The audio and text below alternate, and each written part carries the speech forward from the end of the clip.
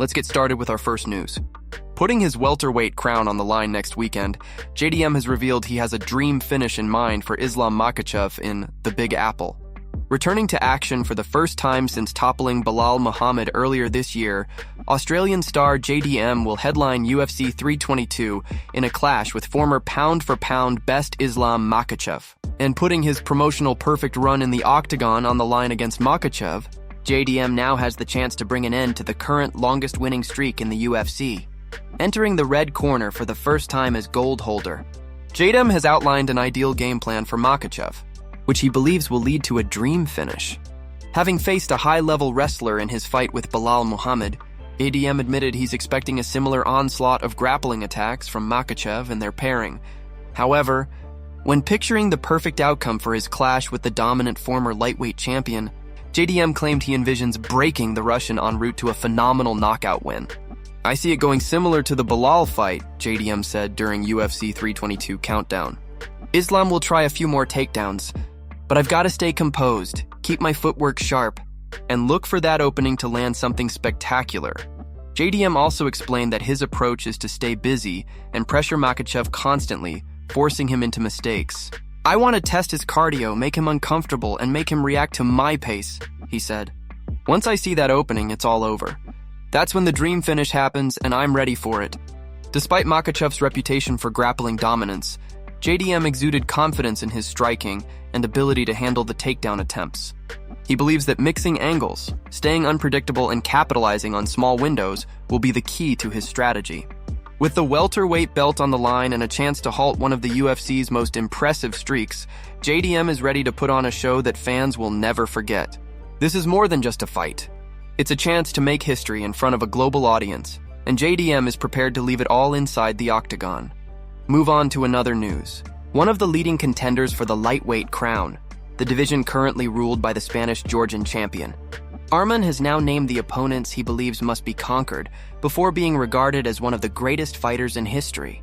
When you're at the top, rivals are never in short supply, all eager for a chance to shine by your side. That's exactly the case for Arman, one of the UFC's most solid lightweight contenders, who is already setting his sights on a title shot against Ilia, the reigning double champion. Arman has been vocal about the path he envisions to reach the pinnacle, making it clear that some fighters still have things to prove before earning legendary status. Earlier in 2025, Arman missed a golden opportunity to claim the lightweight crown after pulling out at the last minute from a bout against Islam Makhachev, the former division champion, who is now preparing for a welterweight title clash against JDM. That setback only fueled Arman's determination to return stronger and more focused, with the ultimate goal of challenging Ilia for his throne. Arman knows the road to greatness is never easy. He emphasized that to cement his place among the elite, he must first conquer top-level opponents who are capable of testing every aspect of his skill set. Ilia is an incredible fighter, but there are still things he needs to prove, Arman stated, highlighting the competitive nature of the division. He believes that only by overcoming the toughest challenges can a fighter truly claim a legendary status in the sport.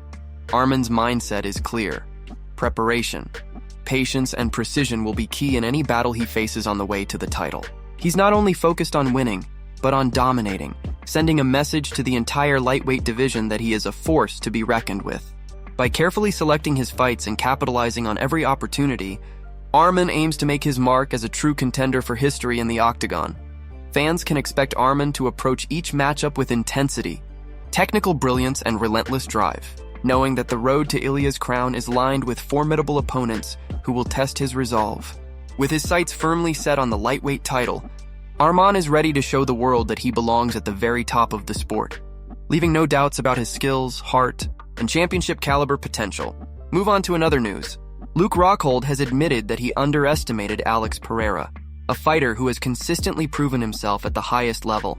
Rockhold had once boldly claimed that he could finish Alex on the ground within 10 seconds, but he now acknowledges that he misjudged the Brazilian's abilities and toughness. "I hated on him, I'm not going to lie," Rockhold said. "I was in the division, and I thought he got groomed to the top, and I didn't think he had the ground game to really compete. But this guy has proven himself over and over again." Rockhold reflected on Alex's evolution as a fighter, pointing out the mental edge and confidence that sets him apart. "The gamesmanship is what I see every time now," Rockhold said. "He's just so confident in there, he doesn't question himself. We all go through moments and times in fighting, but he handles everything so differently. The way he carries himself, moves up weight classes, and fights bigger opponents is incredible. He went on to emphasize the sheer size and athleticism that Alex possesses, noting how his physical growth and strength are almost unbelievable.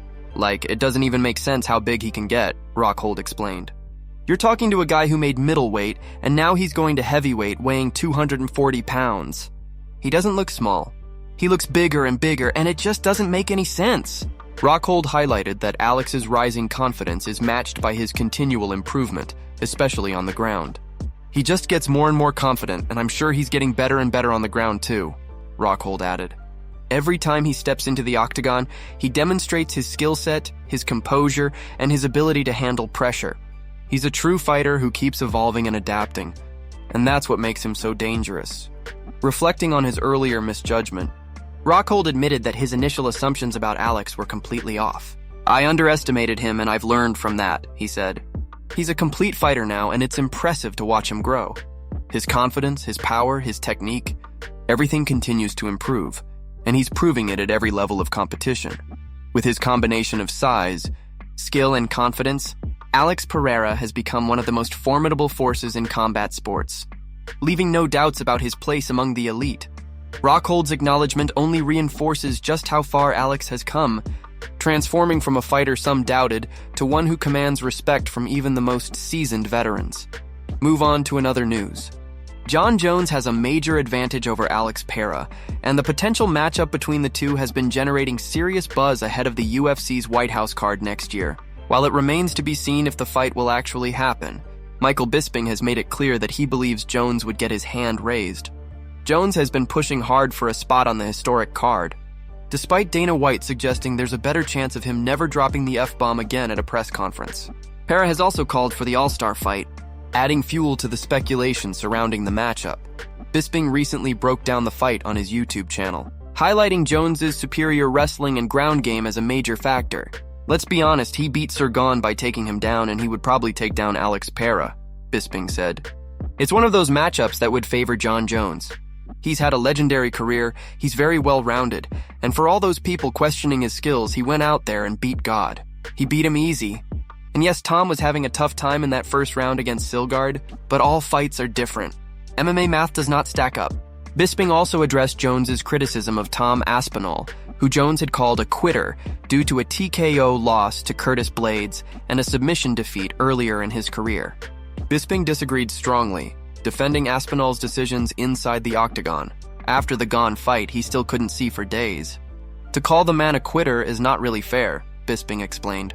About the Curtis Blades fight, he didn't just lay there for no reason. He was in tremendous pain. You throw a kick, something happens to your knee, something tears. Just because he didn't continue doesn't make him a quitter. He was done, it was over. He continued, referencing Aspinall's 2015 heel hook loss. Yes, he tapped out quickly. When you're caught in a heel hook and it's proper, you've got two choices. Tap or blow out all the ligaments in your knee. That's not quitting, that's survival. Oscar De La Hoya couldn't have done it differently. Bisping's insight underscores why many analysts believe Jones has a clear advantage over Pereira. His combination of wrestling, striking, and unmatched experience in the octagon creates a matchup that heavily favors him, despite the hype surrounding Alex. While fans continue to debate the potential fight, one thing is certain, if Jones and Pereira do collide, it will be a high-stakes battle. And Jones's skills and versatility make him a formidable favorite heading into the matchup. Move on to another news. JDM just delivered one of his most confident interviews yet, touching on several hot topics, including a call-out of Khamzat Chimaev. The Aussie welterweight champion made it clear he's not just focused on his own division. He's keeping his eyes on Khamzat down the line. JDM stated that once he clears out the welterweight division, he wants that fight, calling it a massive challenge and one he hopes to earn as his career continues to progress. But that wasn't all. JDM also addressed Michael Bisping's recent comments, agreeing that Belal Muhammad served as the ideal warm-up opponent for his next step toward taking on and defeating Islam Makhachev. He explained that Belal's grinding, wrestling-heavy style gave him a full 5-round test that mirrored the kind of stylistic challenge he anticipates from bigger names in the future. However, when Belal's name came up again, JDM couldn't resist taking a subtle shot. Laughing, he noted that while Belal is tough, Islam Makhachev presents a far more challenging matchup in terms of finishing ability. "I would like to be a defending champion," JDM said. "I like to see a champion clean out a lot of the top 10 guys before moving up or changing divisions. I respect what Islam has done. He moved up at the right time, did excellent work at lightweight, and I imagine he might be approaching the final stretch of his career. He cleaned out the division and moved up the right way. I plan to do the same and defend my belt multiple times before even considering moving divisions," JDM continued, reflecting on his fight with Belal. "Belal was not the perfect matchup to beat me, as we saw.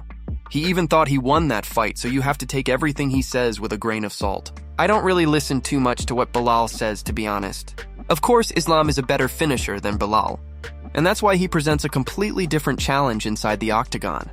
The interview showcased JDM's mentality and focus, highlighting his respect for top-tier competition, while asserting his own dominance in the welterweight division. By openly targeting Khamzat Chimaev for the future, and evaluating opponents like Belal Muhammad and Islam Makhachev with clear insight, JDM underlined his willingness to take on the toughest challenges, proving that his path to legendary status in the UFC is guided by strategy, skill, and relentless confidence. JDM's remarks leave no doubt that he's planning his next moves carefully, aiming to solidify his legacy while keeping fans on the edge of their seats, anticipating future matchups that could define his career. Move on to another news. UFC commentator Anik recently went through a terrifying road rage incident that has the MMA world talking.